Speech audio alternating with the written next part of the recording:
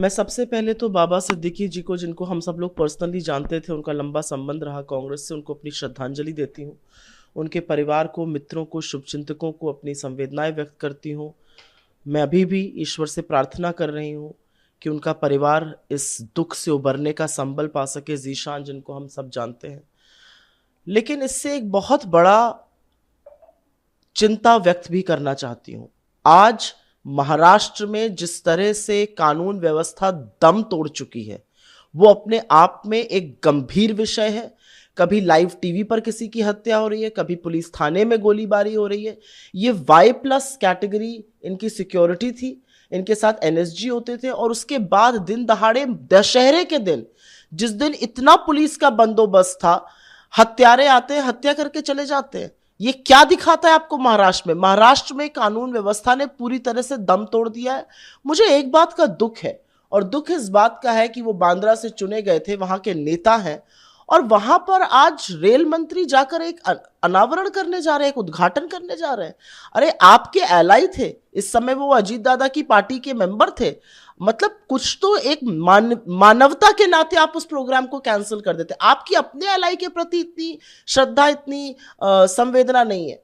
मैं जो हुआ वो दुखद है, लेकिन जो हुआ उसने महाराष्ट्र की कानून व्यवस्था के परखच्चे उड़ा दिए।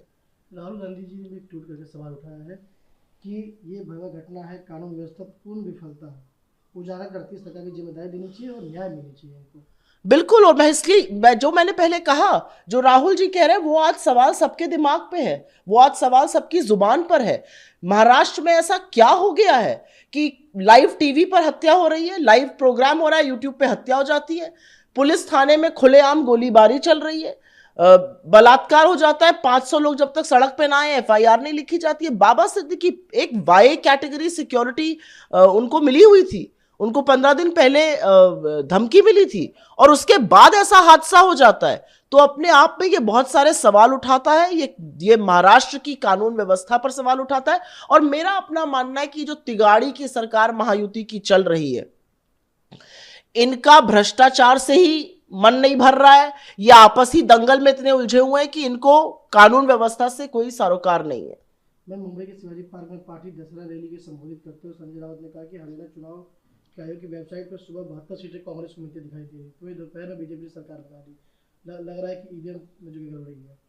देखिए, हमारे पास, हमने तो साक्ष्य लेकर ईसी को दिया है, इलेक्शन कमीशन को, चुनाव आयोग को। हमने साक्ष्य के साथ सिलसिलेवार तरीके से, बिंदुवार तरीके से, जो कंस्टिट्यूएंसीज में गड़बड़ी हुई, पूरे दिन ईवीएम यूज हो रही है, फिर स्ट्रांग रूम में रखी हुई है, और उस पर 99% बैटरी है। ये बहुत सारे विधानसभाओं में हुआ, हमने वो दिया। उन सारी ईवीएम पर हम हार रहे हैं। हमने डेटा दिया, जिस तरह से 61% वोट शेयर आता है जब चुनाव होता है, वो बढ़ के 67% होता है। ये हमने लोकसभा चुनाव में भी होते हुए देखा था। हमने तो डेटा देकर चुनाव आयोग से कुछ सवाल किए हैं। अगर चुनाव की निष्पक्षता पर, अगर चुनाव की गंभीरता पर सवाल उठेगा, तो चुनाव आयोग को उस पर जवाब देना पड़ेगा। आज की तारीख में लोगों को यह यकीन है कि कुछ ना कुछ गड़बड़ी हो रही है, और साक्ष्य भी उस तरफ आपको दिखते हुए दिख रहे हैं। उद्धव ठाकरे ने न्यायाधीश पर सवाल उठाते कहा है कि सीजेआई कहना चाहता हूं कि अगर आप इतिहास बनाना चाहते हैं तो सही फैसला दे, केवल आप बोल रहे हैं, कोई फैसला नहीं दे रहे। आप नरेंद्र मोदी की बातें ना करें, ये ठीक है, लेकिन अगर कोई फैसला नहीं देते हैं तो न्यायपालिका का विश्वास उठ जाएगा, लोग न्यायपालिका विश्वास। मेरे हिसाब से जिस तरह से महाराष्ट्र में जनमत की चोरी हुई, जिस तरह से महाराष्ट्र में एक असंवैधानिक तरीके से सरकार बनाई गई, जिस तरह से एक पार्टी को तोड़ा गया, उसका सिंबल, उसकी प्रॉपर्टीज चोरी करी गई, हम ये आशा कर रहे थे कि ये इस देश का उच्चतम न्यायालय उसको गंभीरता से लेगा और उस पर एक ऐसा जजमेंट देगा जिससे बाकी जगह बीजेपी और उनके जैसे दल ये करने से बचेंगे। लेकिन ऐसा नहीं दिखा। तो मैं उद्धव जी की जो संवेदना है, उद्धव जी की जो तकलीफ है, उसको समझती हूं। और बिल्कुल मुझे लगता है न्याय से बड़ा जस्टिस होते हुए दिखना भी उतना ही जरूरी है जितना जस्टिस करना। तो हम इतिहास के पन्नों में अपने कामों से याद किए जाएंगे। कांग्रेस अध्यक्ष खड़गे जी ने मोहन भागवत के कल के बयान पर कहा है कि संघ जो है देश में फूट डालना, नफरत डालना और फैलाने की कोशिश करती है। संघ देश के आरक्षण खत्म करना चाहती है, लोकतंत्र खत्म करना चाहती है और मुसलमान के बारे में गलत बयानबाजी करती है। बाबा सिद्दीकी की इतनी दर्दनाक हत्या हुई और उसके बाद संघ से जुड़े हुए कुछ अकाउंट जो उनके बारे में लिख रहे हैं वो कितने निंदनीय हैं और कितने खराब हैं, और ये संघ की मानसिकता दिखाता है।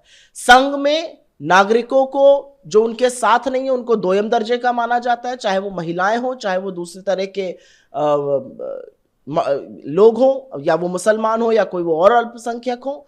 मेरा अपना मानना है जिस तरह की नफरत की राजनीति संघ बोती है और उसको फिर पनपाने के लिए उसमें नफरत का खाद, नफरत का फर्टिलाइजर डाला जाता है, वही उस चीज को उजागर करने के लिए कांग्रेस अध्यक्ष खड़गे जी ने दो टूक बात कही है कि जो लोग नफरत की बात करते हैं वो ये समझे कि हम आपकी नफरत को अपनी मोहब्बत से हराएंगे।